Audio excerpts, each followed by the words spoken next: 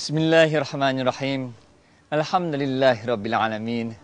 Allahumma shalli ala Muhammad wa ala ali Muhammad. Pemirsa sekalian, rahimakumullah.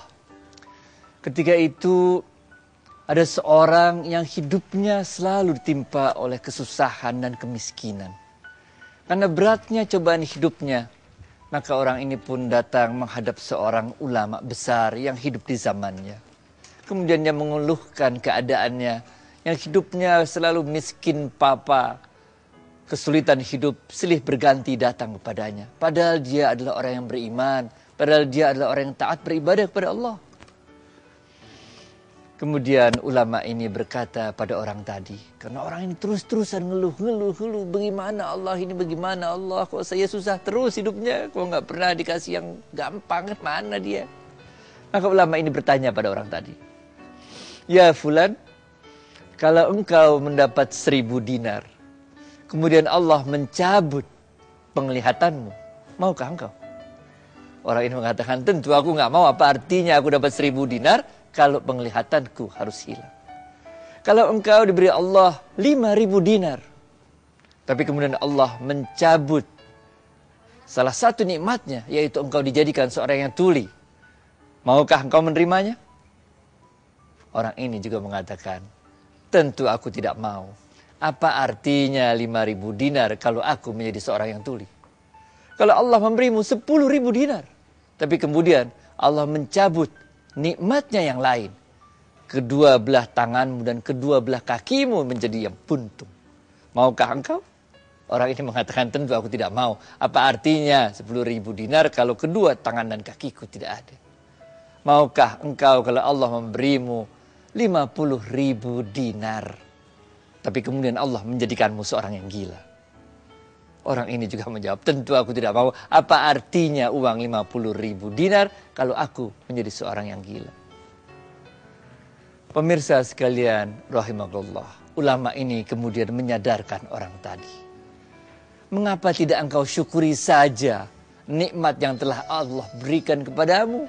Coba jumlahin itu berapa. Nikmat penglihatan. Nikmat kita nggak bisu. Nikmat kita punya kaki dan tangan. Nikmat kita nggak jadi orang gila. Itu kalau dijumlahin berapa puluh ribu dinar. Mengapa engkau tidak syukuri saja semua nikmat yang diberikan Allah kepadamu? Bukankah Allah telah berfirman dalam Al-Quran, Fabi ayyi ala'i rabbikuma tukadziban. Nikmat mana lagi yang mau kita ingkari? Begitu dahsyatnya nikmat Allah, saking banyaknya nikmat Allah kepada kita, sampai-sampai nikmat itu menutupi penglihatan kita, sehingga kita tidak dapat mensyukuri nikmat itu sendiri.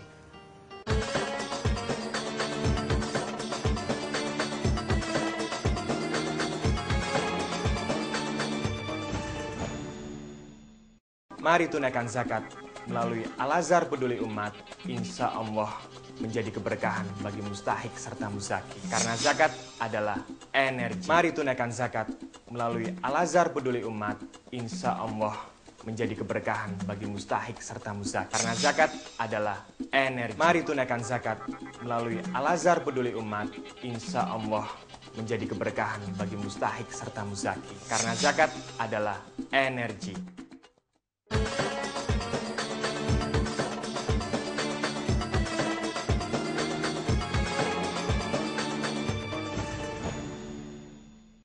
Salah seorang sahabat Rasulullah SAW yang namanya Sa'labah.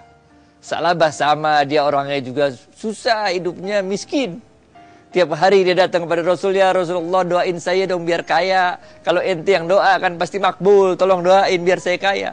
Tiap hari dia ngerongrong merengek kepada Rasulullah SAW untuk didoain supaya dia orang yang kaya raya. Rasulullah tersenyum kemudian mengatakan pada Sa'labah, ya Sa'labah, qalilun syukrahu khairan min katsiran la tuti. Harta yang sedikit tapi mampu engkau syukuri jauh lebih baik daripada harta yang banyak tapi tidak mampu engkau syukuri. Tapi Sa'labah walaupun telah dinasihati oleh Rasulullah SAW demikian, dia terus juga tiap hari minta kepada Rasulullah SAW untuk didoakan menjadi seorang yang kaya raya. Akhirnya Rasulullah SAW menuruti kemauan Sa'labah. Doakanlah Sa'labah Apa yang kejadian berikutnya? Sa'labah kemudian menjadi perlahan-lahan seorang yang kaya raya. Tadinya dia cuma punya seekor kambing. 1 menjadi 2, 2 menjadi 4. Terus kambingnya tambah lama, tambah banyak, tambah lama, tambah banyak. Sehingga sekarang Sa'labah sibuk mengatur kambingnya. Sehingga tidak lagi bisa ikutan sholat jamaah bersama Rasulullah SAW. Bahkan saking sibuknya Sa'labah mengurus pertaniannya, peternakannya di luar kota, dia juga sudah luput untuk sholat Jumat. Sampai pada suatu ketika tiba saatnya, kita bicara mengenai periode di Madinah, tiba saatnya Rasulullah SAW mengirimkan utusan untuk meminta zakat dari kambing-kambingnya Sa'labah. Apa yang dikatakan Sa'labah? Tunggu bentar lagi, ini kambingnya lagi bunting. Bentar lagi aja, sabar. Bentar kalau kambing udah melahirkan, baru aku akan berikan kambing-kambing ini sebagai pembayaran zakatku kepada Rasulullah SAW. Padahal dia sudah jatuh tempo. Apa yang terjadi berikutnya, pemirsa sekalian rahimakumullah? Sa'labah sudah lupa akan nikmat Allah. Dia telah terbuai oleh kekayaan yang dimilikinya. Dia tidak bisa lagi mensyukuri. Dia lupa pada nasihat Rasulullah SAW bahwa kekayaan yang sedikit tapi disyukuri jauh lebih baik daripada kekayaan yang banyak tapi tidak mampu disyukuri. Rasulullah SAW kemudian meninggal dunia. Ketika itu turunlah ayat yang mengingatkan sebelum Rasulullah SAW meninggal dunia. Turun ayat yang mengingatkan tentang kisah Sa'labah ini. Ketika Rasulullah SAW meninggal dunia, Sa'labah mendapat berita bahwa turun ayat mengenai dirinya. Maka Sa'labah kemudian memberikan zakatnya untuk dibayarkan kepada Abu Bakar Siddiq. Tapi Abu Bakar tidak berani menerimanya. Bagaimana aku mungkin berani menerima zakatmu kalau Allah telah menurunkan ayatnya tentang perihalmu. Ketika Abu Bakar meninggal, diganti oleh Umar bin Khattab. Umar bin Khattab juga mengatakan, bagaimana mungkin kalau Rasulullah SAW, Abu Bakar Siddiq tidak berani, tidak mau menerima zakatmu karena turunnya ayat tentangmu. Bagaimana mungkin aku mau menerima zakatmu? Pemirsa sekalian rahimakumullah, menjelang berbuka puasa di bulan Ramadan ini merupakan satu waktu yang tepat sekali untuk kita kembali menyadari betapa banyaknya nikmat dari Allah Subhanahu wa taala kepada kita. Mudah-mudahan saat-saat ini merupakan saat yang Allah membukakan hati kita supaya kita betul-betul bisa sadar fabi ayyi ala'i rabbikuma tukadziban. Nikmat Allah lagi, nikmat Allah mana lagi yang akan kau ingkari. Billahi taufiq wal hidayah. Assalamualaikum warahmatullahi wabarakatuh. Zakat adalah kebutuhan kita.